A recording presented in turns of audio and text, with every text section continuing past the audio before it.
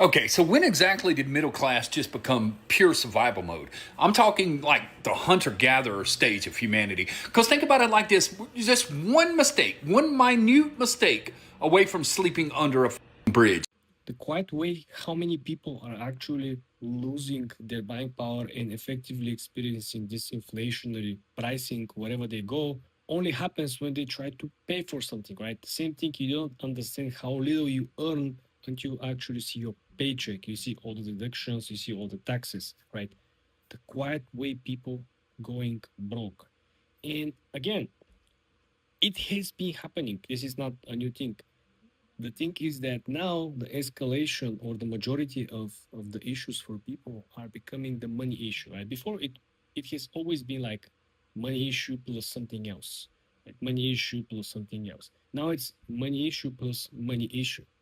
And as you can see, a lot of these people are experiencing almost the same problems. It always comes down from the economic standpoint, where the economy doesn't really reward the people who are working the hardest or the people who have consistently worked at the same place, putting the same effort, showing up every single day. The idea here is that the economy currently is rewarding innovation, not stagnation. Can someone please tell me that things are going to get better for the economy, for the world? Just someone please tell me that things are going to get better, bro, because I work from 8 a.m. to 10 p.m., 2 jobs, and I'm just sitting on my lunch on my second job, and I just can't do this shit anymore. I told myself I would never work a second job again earlier this year, but bills are bills. You got to do what you got to do. But bro, I can't keep doing this shit. I'm tired, like everyone else. I spent about an hour talking to my grandmother last night. She's 90 years old, and she's actually considering selling her home and her property because that's the country we live in right now. She's 90 years old, and she has to sell everything that she's ever earned. That's the country we live in right now. My grandfather was retired from the military. She has her Social Security. They both worked their whole lives, and she can't afford to live anymore. 90 years old. Put money away, did all the things, and now she has to be put in a position where she has to sell her home. Even if the prices go lower, the wages will not go up. Even if people are rehired, the people who are fired, or at least part of them, they're still going to struggle because the prices will not go lower and the wages will not go up.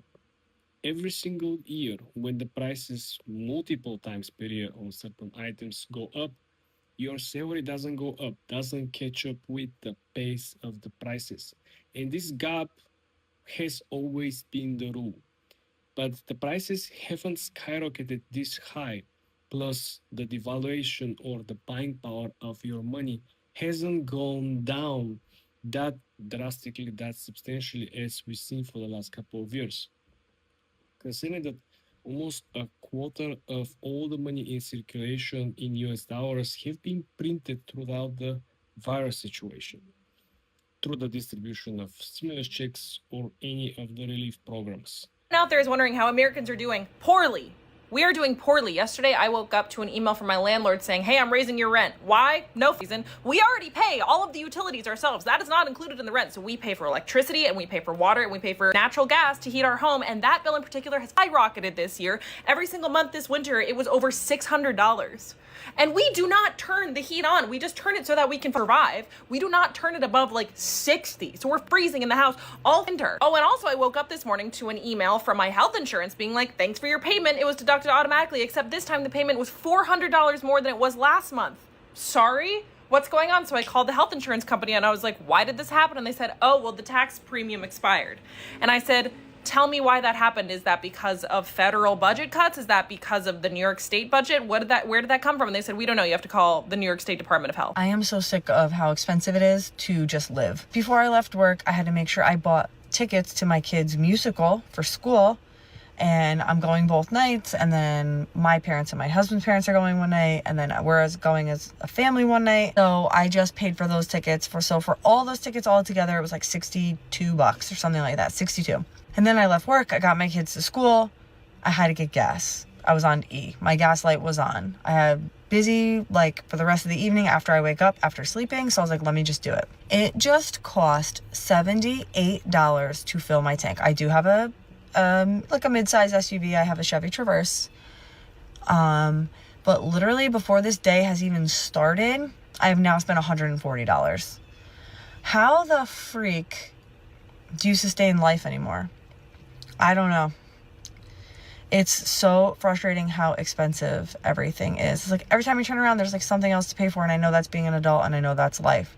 But it's so frustrating.